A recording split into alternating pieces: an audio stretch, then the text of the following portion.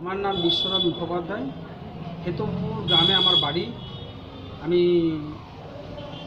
শিক্ষাবন্ধুর কাজ করি দুবরাজপুর সাউথ সার্কেলে। হঠাৎ একটা মেসেজ দেখি রাত্রি 8টার সময় যে 1:36 থেকে 2:25-এর মধ্যে আমার 7বার 10,000 করে 70,000 টাকা কেটে নেওয়া হয়েছে। তারপরে আমি রাত্রি 8টার সময় যখন দেখি, তারপরে এনকোয়ারির জন্য থানা মোড়ে আসি। থানা মোড়ে এসে আমি এখান থেকে এনকোয়ারি করি, ব্যালেন্স এনকোয়ারি করে দেখতে পাই যে আমার 70,000 টাকা তোলা গেল।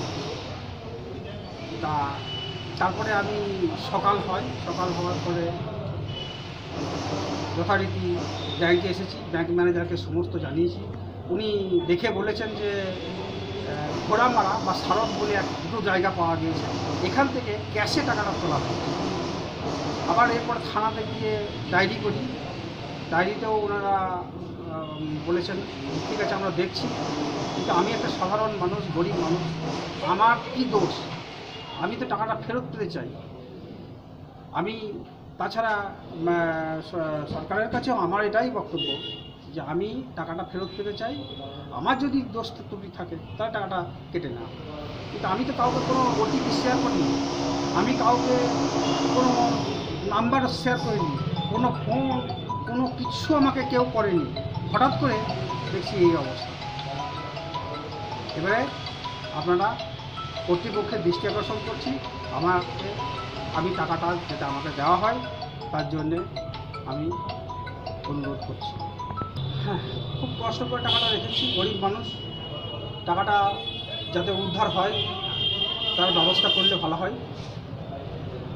তাছাড়া পাচ্ছেন আমরা কত কম পয়সা, কত কম বেতনে চাকরি করি। ক্যাশ তোলা হয়েছে।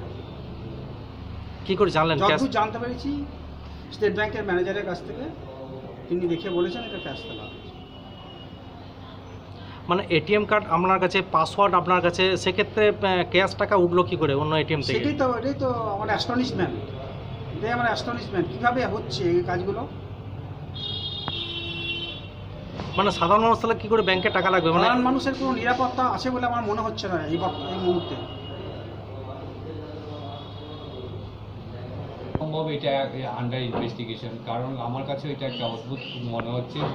একটা পসিবিলিটিস থাকে ক্লোনিং করে করতে পারে, কিন্তু ক্লোনিং করতে গেলে নর্মালি চিপ বেস কার্ডে করা একটু প্রবলেম আছে আমার যতটুকু নলেজে বলে। কিন্তু এই ভদ্রলোকের কার্ডটা দেখলাম চিপ বেস কার্ড, কিন্তু এটা তো ক্লোনিং যদি হয়ে থাকে কীভাবে হলো, এটা তো আমি টেকনিক্যাল হাই টেকনোলজি ব্যাপার।